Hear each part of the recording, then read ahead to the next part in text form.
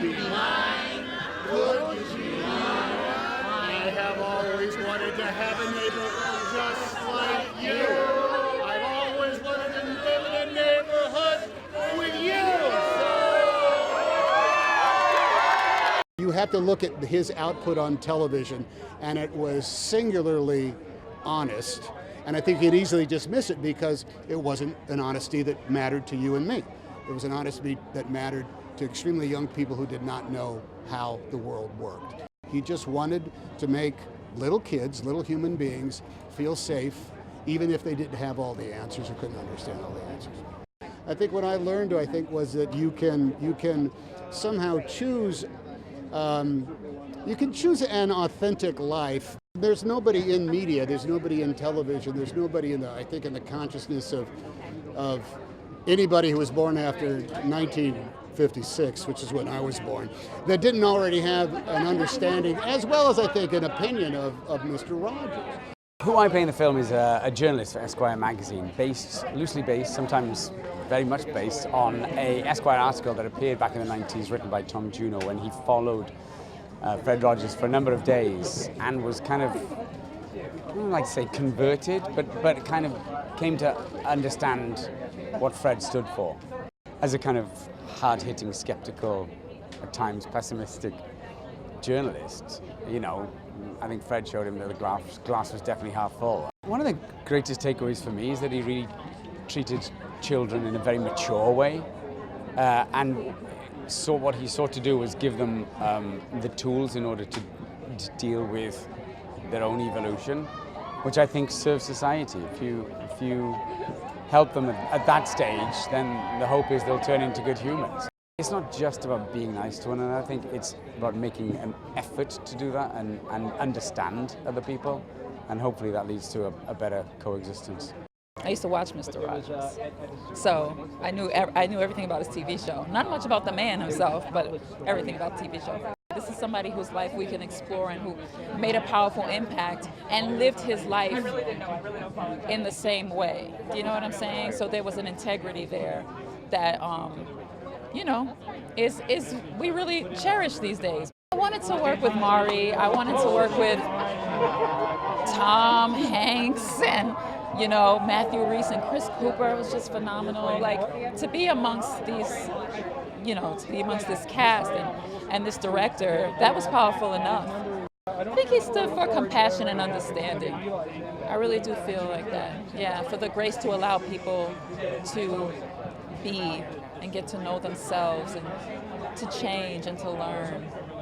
Jerry Vogel seemed a departure from a lot of characters I played, and I got to sing, and he's sort of a hanger-on for the old Rat Packers period, and I just knew I would have a lot of fun with this character. Jerry Vogel is the father to Lloyd Vogel, played by Matthew Rhys, and he was a very irresponsible father who deserted the family. Well, that he was the real deal, that he wasn't fake. He loved everyone. Everyone was special to him, and it wasn't a mask that he put on.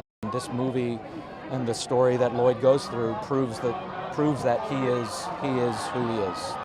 The real story of them and how the friendship that they built through the story is real, and it's tender, and but Lloyd's journey, of course, we go from skeptic to believer. I played Bill Eisler, who was Fred's longtime friend and producer. He was there with him right from the beginning. I'm a mom. I have a little kid. At the time was 2. So Mr. Rogers has been a big part of our child rearing, and his message has just felt so present and real to me in this moment in time. So when I got the script, it just felt like, well, I have to make this movie. I love it so much. I mean, the truth is, he lived what he preached. He had a mission of kindness and a mission of being present and a mission of listening, and he did it in every day. And you know, I've been talking to a lot of people ask me about the documentary and kind of this is not a biopic, and I've said, you know, I think that movie is such a beautiful companion piece to our movie because that movie told you about all of his life and how he came to be, and our movie really shows his mission in action, what it would be like to meet Mr. Rogers and form a friendship with him, and he really was a special person, and he walked the walk, he didn't just talk the talk. All I know is it felt like a great honor and responsibility to have this movie in my hands, and I felt like I wanted to do his memory proud and his wife proud and all of the people who loved him and knew him proud. I think he really is inspiring, and having his words in my ears for the last few years has made my life so much better. Fred Rogers saw something in me that maybe I didn't see in myself. He saw some goodness. He saw an interest or a desire for something a little bit higher, and he sort of single-mindedly and relentlessly, you know, sort of brought me to that point. And that's what the movie captures. Fred Rogers stood for kindness. Fred Rogers stood for forgiveness. Fred Rogers stood for goodness in the face of anything and everything. The thing that's really interesting about Fred is really how determined he was, how determined a person he was. I grew up with him. He was like a third parent to me. So in a house with 3 kids, it was like the calm at the end of the day that was just the perfect thing that you needed to just settle into a crazy life at home. And he's wonderful. And I have a 4-year-old and a 2-year-old, and they watch his show today, and it speaks to them. It's such an iconic role, and of all the actors in the world, you probably couldn't find a more iconic actor. But what's unique is how he inhabited the role, and you sort of lose Tom Hanks somewhere along the way very quickly and see Fred Rogers. Mari is a visionary director who brings her warmth, her intelligence, her incredible eye, and appreciation for this story that's unmatched. The festival has welcomed us so openly, and it's wonderful to be here with our cast and to celebrate. This is our first stop. This is the first time we show the film out to the world, and it's exciting. It's wonderful to be here. I think what's special about this film is it's a family movie. It's about fathers and sons and sort of growing and bettering yourself. So it's a movie about hope and love and family. And I got to make it with my sister, wonderful director Marielle Heller. So I think that really carried through. The family love kind of came through in the picture.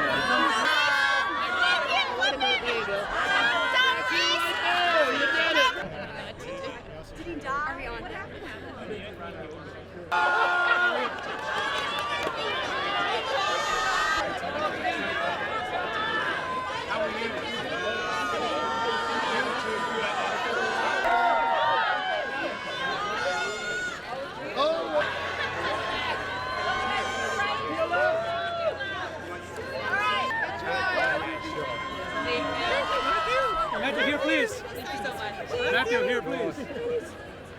Thank you. Yeah. Of course. Can I get one here? Thank you so much. Can I get one? Yeah.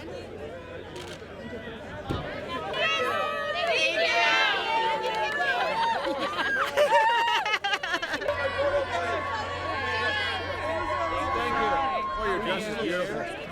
It's gorgeous. Oh, we're friends. We've been here for hours. Wow.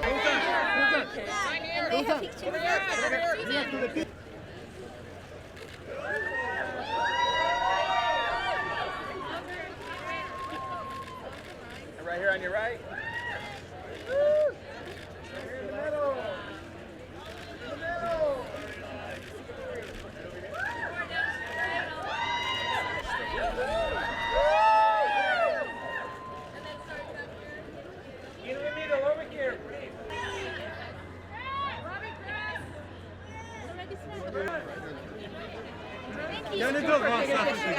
I love you.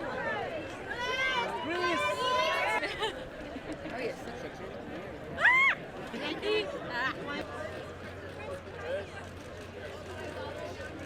So much. I love that show. It's an awesome show. Can I get a quick photo, please? Thanks for coming out, guys. It's going to be a wonderful film. It looks so Oh, okay. Oh, thank you so much. Love you and everything that you do. Enrico.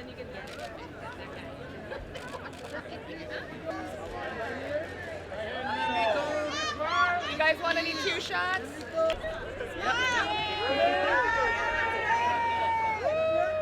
Selfie? You look beautiful. Congratulations on this movie. You're welcome. So excited. You guys, thanks for being here. Yeah.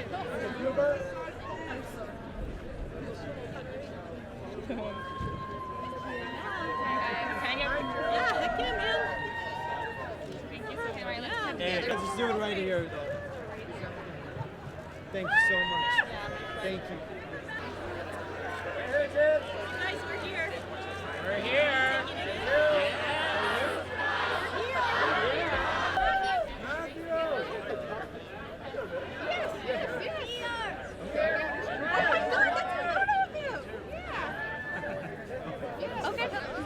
Wait till next week. I have the arms of an ape.